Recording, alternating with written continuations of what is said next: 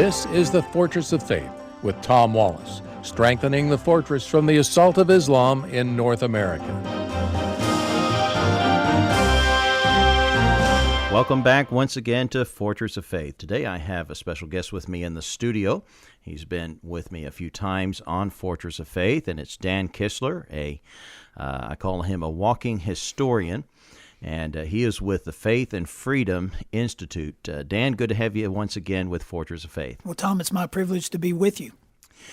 Today I invited you to come and be with me in the studio because this week I'm going to take some principles out of our Constitution, or rather out of the Bill of Rights. Right. And the First Amendment is what we're going to look at. Mm-hmm. And there are 5 aspects in the Bill of Rights that are completely foreign to the teachings of Islam. I'm going to delve into how Islam is so opposite, so foreign to the thinkings and values and virtues, the moralities that we have here in the West. And keep this in mind. We now have 2 congressmen in the U.S. Congress. Keith Ellison was the first. The second one, Carlson, I think is his last name, from the state of Indiana. Of the history of all the congressmen, all the senators who have taken the office and taken the oath, they have sworn in on the Bible except for 2 people. Mm-hmm. And that are these 2 Muslims who swore in on the Quran to uphold our laws, our Constitution, our Bill of Rights. And as Muslims, I'm telling you that it is impossible for them to be a good Muslim. That's right. I mean, they can be, a Muslim by name. Mm-hmm. But if they're going to be a follower of Muhammad, they cannot abide by man's laws. Man's laws in Islam is inferior to God's laws. And so you take that for what you want to take that for, our audience here, what I'm digging at here. Mm-hmm. Can these people legitimately serve our nation, being a Muslim, to protect our laws? And you'll find that practically they can't. That's right. And so, Dan, I've asked you in here just to kick us off about the Bill of Rights, because they were not passed immediately when we set up our Constitution. Mm-hmm. Walk us through that, if you would, briefly, and then we'll get into the actual Bill of Rights themselves, okay? So why was there a delay? There was a few years. Well, let me go back, Tom, first of all, to what our governing document was before the Constitution. For 8 years, basically from 1781 to 1789, we were under what was called the Articles of Confederation. And basically what a confederation is, it gives states more power than the federal government. That did not work very well. As an illustration, after the war with England was over, the states had so much power, the federal government had so little power, the federal government could not force the states to pay off the war debt that we owed from the Revolutionary War. Mm-hmm. So obviously our founding fathers realized something's got to change. So they started meeting in Philadelphia, 1787, basically to revise the Articles of Confederation. They wound up scrapping them and starting over with a completely new Constitution. That decision is called the Great Decision that the Founding Fathers made there. They kept it secret. They did not tell the American people, did not allow the press to know, which I think was wise. It would cause the American people to panic. We had just come out of a country, England, where the federal government had all the power. And so the thought of giving more power back to the federal government really would have scared people. So they drew up the Constitution, started in 1787, finished it, and of course it was ratified by 9 of the 13 states, 3/4 of the states, in 1789. But in order to get 9 states to ratify the Constitution, there were members of our founding fathers, James Madison as an example, who had to promise the people of their state. Madison was from Virginia. You had other men like John Jay and Alexander Hamilton who were from New York, who wrote the Federalist Papers, which were basically newspaper articles encouraging people around the country to support this new Constitution. But these men had to promise their state something. If you will accept this Constitution, the first item of business after the new Constitution goes into effect will be to draft a Bill of Rights that protects states and protects individuals from abuse by the federal government. So the Constitution goes into effect in 1789. 2 years later, the Bill of Rights goes into effect in 1791 to make sure and ease the minds of Americans who had legitimate concern about the federal government gaining too much power, to ease their mind, to let them know that no, the federal government will not be assuming too much authority. And so the Bill of Rights was a series of 10 changes to the Constitution, basically to protect the states and individuals from the federal government gaining too much power. In the First Amendment, there are 4 or 5 major issues or freedoms that are made. Go into them for us briefly, but also we need to note these freedoms were somewhat of a restriction on the government. It said what the government cannot do, and then pretty much what we as people can do in some way. So explain that if you would. That's exactly right, Tom. The 5 freedoms are this. We have in the First Amendment, freedom of religion, freedom of speech, freedom of the press, freedom to peaceably assemble, and then freedom to petition the government for, as the Bill of Rights says, to redress or to correct a wrong that they've done against us. And as you said very well, these are really limitations on the government's abuse over us. And it gives us freedoms, of course, and recourse to, of course, make sure that our freedoms and our liberties are not run over by the federal government.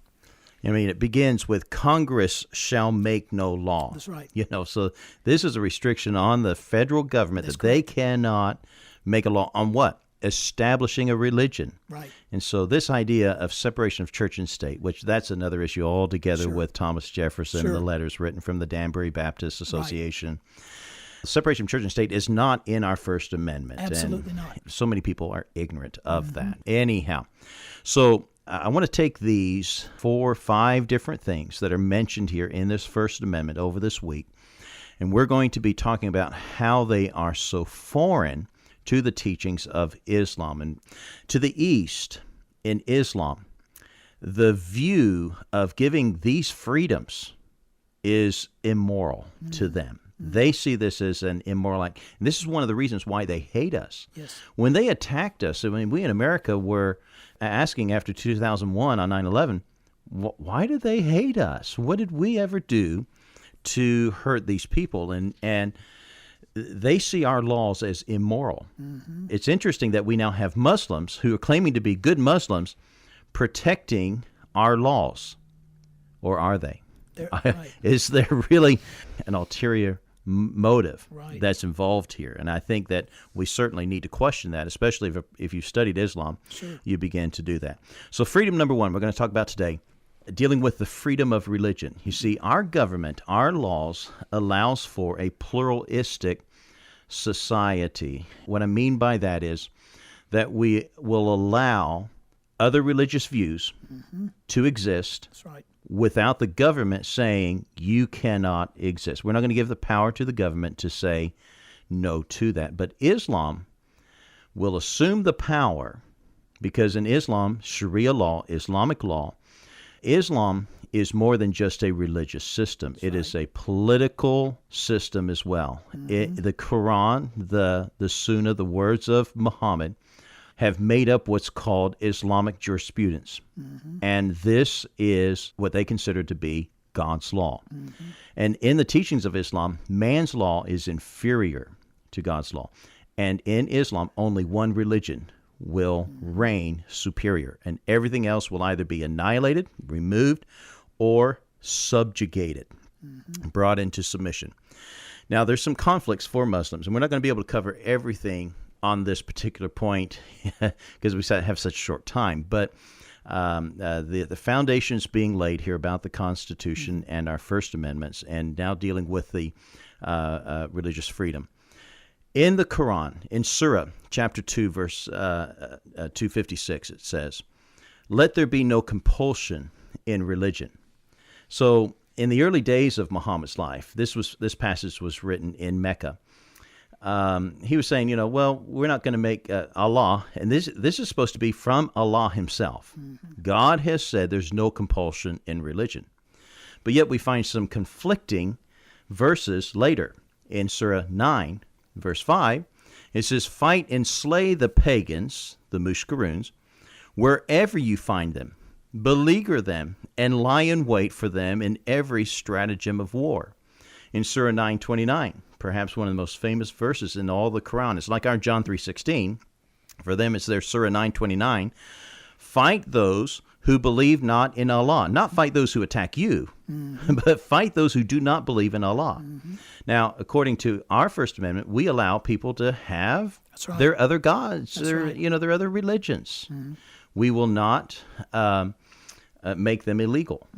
But in Islam, they will. They will not tolerate any other religion. Here's how Islam treats people who leaves Islam. In Surah 4, verse 89, if they turn back, then seize them and kill them wherever you find them. If that's not clear, Surah 16, verse 106 and through 109, anyone who, after accepting faith in Allah, utters unbelief, except under compulsion, his heart remaining firm in faith, but such as open their breasts to unbelief, on them is the wrath from Allah, and theirs will be a dreadful penalty. Without doubt, in the hereafter, they will perish. So if you ever leave Islam, they're to seize you and kill you. That's right. If you utter unbelief in Allah, then death is to be your future. And so we're seeing, and there's other passages in the Hadiths as well that make it clear that Islam will not tolerate any other religion. So one of the major things in our First Amendment would not be allowed under Islam. That's correct. Absolutely not. And we have two Muslims saying that they've sworn in on the Quran to protect that. That's a joke. It's like saying, as a Christian, I'm going to swear in on the Bible that I'm going to protect homosexuality. Right. Or abortion. Right. Or something like that. That's totally foreign to our values and to our concept. That's what these two Muslims have done. How does a good Muslim do that? They can't. Unless there's an ulterior motive. Well, we've ran out of time. Dan, thank you again for being on Fortress of Faith. Boy, the time goes by fast. Yes, sir. Well, God bless you. Thank you, listeners, for listening, and tune in again tomorrow as we cover more on this topic.